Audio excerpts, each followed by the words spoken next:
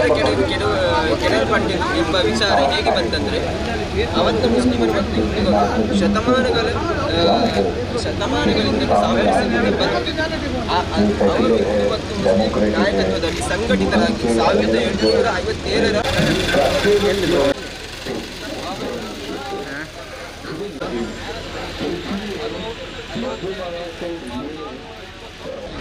1757ರ मानववादी और हिंदुत्ववादियों के साथ इसके खिलाफ जिस तरह से आक्रोश होना चाहिए था हिंदुस्तान के जनमानस में, हिंदुत्व शक्तिಗಳು ಈ ಘಟನೆಯನ್ನು ಬಳಸಿಕೊಂಡವು.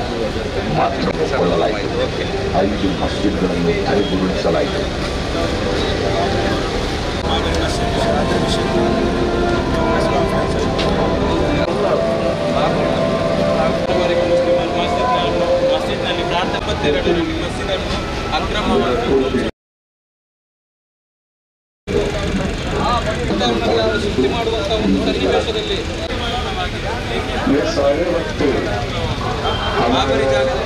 प्रशासनिक और ये देश की मुसलमानों के अंदर 2009 ಜೂನ್ 30 ಸರಿಸುಮಾರು 17 ವರ್ಷಗಳ ಬಳಿಕ ಲಿಬರ್ಹಾನ್ ಸಮಿತಿಯು ತನ್ನ ವರದಿಯನ್ನು ಮುಂದಿಟ್ಟಿತು. ಬಾಬರಿ ಮಸ್ಜಿದ್ ಮರಳಿ ಪಡೆಯೋಣ, ಭಾರತವನ್ನು ಮರಳಿ ಗಳಿಸೋಣ ಎಂಬ ಧ್ಯೇಯವಾಕ್ಯದೊಂದಿಗೆ social democratic party of India Bharat ದೇಶದಾದ್ಯಂತ 1 ತಿಂಗಳವರೆಗಿನ ಅಭಿಯಾನವನ್ನು ಕೈಗೊಂಡು ಬಾಬರಿ ಮಸ್ಜಿದನ್ನು ಮರೆಯಲಿಕ್ಕೆ ಬಿಡಲಾರೆವು ಎಂಬ ಒಂದು ಉದ್ದೇಶದೊಂದಿಗೆ ಕಾರ್ಯಕ್ರಮವನ್ನು ಹಮ್ಮಿಕೊಂಡಿದೆ. ಕರ್ನಾಟಕ ರಾಜ್ಯದಲ್ಲಿ ಇಂದಿನ ದಿನ ಎಲ್ಲ ಜಿಲ್ಲೆಗಳಲ್ಲಿ ಇವತ್ತು ಈ ಕಾರ್ಯಕ್ರಮವನ್ನು ನಾವು ಉದ್ಘಾಟನೆ ಮಾಡಿದ್ದೇವೆ. ಇಂದು ನಾವು ದಕ್ಷಿಣ ಕನ್ನಡ ಜಿಲ್ಲೆಯಲ್ಲಿ ಉಳ್ಳಾಳದ ಸೈಯದ್ ಮದನಿ ದರ್ಗಾದ ಮುಂಭಾಗದಲ್ಲಿ ಈ ಕಾರ್ಯಕ್ರಮದ ಉದ್ಘಾಟನೆ ಇವತ್ತು ಈಗಾಗಲೇ ನಡೆದಿದೆ. ಬಾಬರಿ ಮಸ್ಜಿದ್ ನಮ್ಮ ಸಾಂವಿಧಾನಿಕ ಹಕ್ಕು, ನಮ್ಮ ರಾಜಕೀಯ ಹಕ್ಕು, ನಮ್ಮ ಸಾಮಾಜಿಕ ಹಕ್ಕು, ನಮ್ಮೆಲ್ಲರ ಮೂಲಭೂತ ಹಕ್ಕು ಕೂಡ ಆಗಿದೆ. ಯಾಕೆಂದರೆ 1992 ಇಸವಿ ಡಿಸೆಂಬರ್ 6ರಂದು ಸಂಘಪರಿವಾರದ ಫ್ಯಾಸಿಸ್ಟ್ ಶಕ್ತಿಗಳು ಸೇರಿಕೊಂಡು ನ್ಯಾಯಾಲಯದ ಆದೇಶವನ್ನು ಧಿಕ್ಕರಿಸಿಕೊಂಡು ಅದೇ ರೀತಿ ದೇಶದ ಸಂವಿಧಾನಕ್ಕೆ ಯಾವುದೇ ರೀತಿಯ ಬೆಲೆಯನ್ನು ಕೊಡದೆ ಬಾಬರಿ ಮಸೀದಿಯನ್ನು ಧ್ವಂಸ ಮಾಡಿದ್ದಾರೆ. ಇದು ಕೇವಲ ಒಂದು ಮಸೀದಿಯ ಪ್ರಶ್ನೆ ಮಾತ್ರವಲ್ಲದೆ ನಮ್ಮೆಲ್ಲರ ನೈತಿಕ ಹಕ್ಕು ಕೂಡ ಆಗಿದೆ. ಬಾಬರಿ ಮಸ್ಜಿದ್ದು ಅದು 1528 ಇಸವಿಯಲ್ಲಿ ಬಾಬರ್ನ ದಂಡನಾಯಕನಾಗಿರೋಂಥ ಮೀರ್ ಬಾಕಿ ಅವರು ನಿರ್ಮಾಣ ಮಾಡಿದಂಥ ಒಂದು ಮಸೀದಿ. ಆ ಮಸೀದಿ ನಿರ್ಮಾಣ ಮಾಡಿದ ಜಾಗದಲ್ಲಿ ರಾಮ ಮಂದಿರ ಖಂಡಿತ ಇರಲಿಲ್ಲ, ಅಥವಾ ರಾಮ ಮಂದಿರಕ್ಕೆ ಸಂಬಂಧಪಟ್ಟಂತೆ ಯಾವುದೇ ದಾಖಲೆ ಕೂಡ ಅಲ್ಲಿ ನಾವು ಕಾಣಲಿಕ್ಕೆ ಸಾಧ್ಯವಿಲ್ಲ. ಆ ಜಾಗದಲ್ಲಿ ಬಾಬರಿ ಮಸ್ಜಿದನ್ನು ನಿರ್ಮಾಣ ಮಾಡಿದ ನಂತರ ಸುಮಾರು 368 ವರ್ಷಗಳ ನಂತರ 1857 ಇಸವಿಯಲ್ಲಿ ಮೊದಲ ಸ್ವಾತಂತ್ರ್ಯ ಸಂಗ್ರಾಮ ಆದಾಗ ಬ್ರಿಟಿಷರು ಮುಸಲ್ಮಾನರು ಮತ್ತು ಹಿಂದೂಗಳ ಮಧ್ಯೆ ಬಿರುಕನ್ನುಂಟು ಮಾಡಲಿಕ್ಕೆ ಅಲ್ಲಿ ರಾಮ ಹುಟ್ಟಿದ್ದಾನೆ ಎಂಬ ಒಂದು ವಿವಾದವನ್ನು ಹುಟ್ಟುಹಾಕ್ತಾರೆ.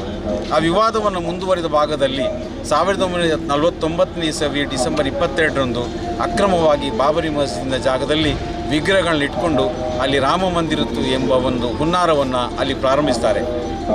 ಇದು ಮುಂದುವರಿದು 1986 ಇಸವಿಯಲ್ಲಿ ಮಸೀದಿಗೆ ಹಾಕಿದ ಬೀಗವನ್ನು ತೆಗೆದು ಪ್ರಾರ್ಥನೆಗೆ ಆಗಿನ ಕಾಂಗ್ರೆಸ್ ಸರ್ಕಾರ ಅನುಮತಿ ಕೊಡ್ತದೆ.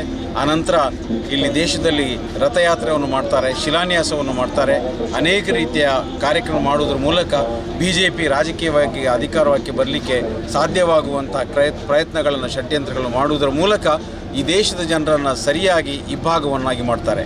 ಇವತ್ತು ಬಾಬರಿ ಮಸ್ಜಿದ್ ಜಾಗದಲ್ಲಿ ಇವತ್ತು ಆರತಿ ಅಕ್ಷತೆ ಪೂಜೆ ನಡೀತಾ ಇದೆ. ಅಲ್ಲಿ ನಮಾಜ್ ಮಾಡಬೇಕಾಗಿತ್ತು, ಬದಲಾಗಿ ಇವತ್ತು ಮುಸಲ್ಮಾನರಿಗೆ ಕೊಡಬೇಕಾದ ಹಕ್ಕುಗಳು ನಿರಾಕರಣೆ ಮಾಡಿಕೊಂಡು ಅಲ್ಲಿ ರಾಮಚಬೂತ್ರವನ್ನು ಕಟ್ಟಿಕೊಂಡು ನಮ್ಮೆಲ್ಲರ ಈ ದೇಶದ ನಮ್ಮ ನೈತಿಕ ಪ್ರಜೆಗಳ ನಮ್ಮ ನೈತಿಕ ಹಕ್ಕುಗಳನ್ನು ಇವತ್ತು ಕಸಿದುಕೊಳ್ಳುವಂಥ ವ್ಯವಸ್ಥಿತವಾದಂಥ ಪ್ರಯತ್ನ ಈ ದೇಶದಲ್ಲಿ ಸಾಗ್ತಾ ಇದೆ.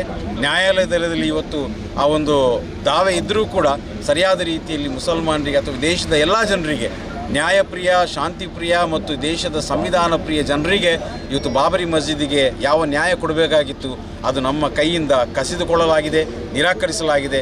ಖಂಡಿತವಾಗಿ ನಮ್ಮ ರಾಷ್ಟ್ರಕ್ಕೆ ಬಗೆದಂಥ ದ್ರೋಹ, ಸಂವಿಧಾನಕ್ಕೆ ಬಗೆದಂಥ ದೊಡ್ಡ ಅಪಚಾರ. 1992 ಇಸವಿ ಡಿಸೆಂಬರ್ 6ರಂದು ಬಾಬರಿ ಮಸ್ಜಿದ್ ಧ್ವಂಸ ಆದಾಗ ಜಗತ್ತಿನಲ್ಲಿ ನಮ್ಮ ದೇಶ ತಲೆ ತಗ್ಗಿಸುವಂತೆ ಮಾಡಲಾಯಿತು. ಸಾವಿರಾರು ಮಂದಿಯನ್ನು ಕಗ್ಗೊಲೆ ಮಾಡಲಾಯಿತು. 92ನೇ ಇಸವಿಯ ನಂತರ ಈವರೆಗೆ ದೇಶದಲ್ಲಿ ಈ ಒಂದು ವಿವಾದವನ್ನು ಇಟ್ಟುಕೊಂಡು ರಾಜಕೀಯ ಮಾಡುವಂಥ BJP ಸರ್ಕಾರದಿಂದಾಗಿ ದೇಶದಲ್ಲಿ ಅನೇಕ ರೀತಿಯ ಅಶಾಂತಿ ಗಲಭೆಗಳು ನಡೀತಾ ಇದೆ. ಎಷ್ಟೋ ಮಂದಿ ಜೀವವನ್ನು ಕಳ್ಕೊಂಡಿದ್ದಾರೆ. ಸಾವಿರಾರು ಮಂದಿ ಲಕ್ಷಾಂತರ ಮಂದಿಗಳಿಗೆ ಸ್ವತ್ತುಗಳು ಕೂಡ ನಷ್ಟವಾಗಿದೆ.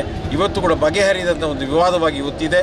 ನ್ಯಾಯಾಲಯದಲ್ಲಿ ಇದಿದೆ. ಅದರ ವಿರುದ್ಧವಾಗಿ ಇವತ್ತು ನ್ಯಾಯಾಲಯ ಬಾಬರಿ ಮಸ್ಜಿದ್ ವಿರುದ್ಧವಾಗಿ ರಾಮ ಮಂದಿರ ಪರವಾಗಿ ತೀರ್ಪು ಕೊಡಬೇಕು ಎಂಬ ಒತ್ತಡವನ್ನು ಸಂಘ ಪರಿವಾರ ಹಾಕ್ತಾ ಇದೆ. ಅಲ್ಲಲ್ಲಿ ಸಮಾವೇಶಗಳನ್ನು ಮಾಡ್ತಾ ಇದ್ದಾರೆ, ಬೆದರಿಕೆ ಕೊಡ್ತಾ ಇದ್ದಾರೆ. ಇದು ಖಂಡಿತವಾಗಿಯೂ ದೇಶದ ಸಂವಿಧಾನಕ್ಕೆ ಬಗೆಯುವಂಥ ದೊಡ್ಡ ದ್ರೋಹ. ಪಾಪ್ಯುಲರ್ ಫ್ರಂಟ್ ಆಫ್ ಇಂಡಿಯಾದ ಜೊತೆಗೂಡಿ social democratic party of India ದೇಶದಾದ್ಯಂತ ಬಾಬರಿ ಮಸೀದನ್ನು ಮತ್ತೆ ಗಳಿಸಬೇಕು, ದೇಶವನ್ನು ಮತ್ತೆ ಕಟ್ಟಬೇಕು ಎಂಬ ಧ್ಯೇಯದೊಂದಿಗೆ ನಾವು ಇಂಥ ಕಾರ್ಯಕ್ರಮ ಹಮ್ಮಿಕೊಂಡಿದ್ದೇವೆ. ನ್ಯಾಯಾಲಯಕ್ಕೆ ನಾವು ಕೂಡ ಒಂದು ರೀತಿಯ ನಾವು ಆದೇಶವನ್ನು ಕೊಡ್ತಾ ಇದ್ದೇವೆ, ಸೂಚನೆ ಕೊಡ್ತಾ ಇದ್ದೇವೆ. ಏನೆಂದರೆ ಬಾಬರಿ ಮಸೀದ್ ನಮ್ಮ ಹಕ್ಕು. ಅದು ಈ ದೇಶದ ಪ್ರತಿಯೊಬ್ಬ ಜನರಿಗೂ ಕೂಡ ನ್ಯಾಯವನ್ನು ಕೇಳುವಂಥ ಹಕ್ಕಿದೆ. ನ್ಯಾಯಾಲಯ ಆಧಾರ ಸಮೇತ ತೀರ್ಪು ಕೊಡಬೇಕು.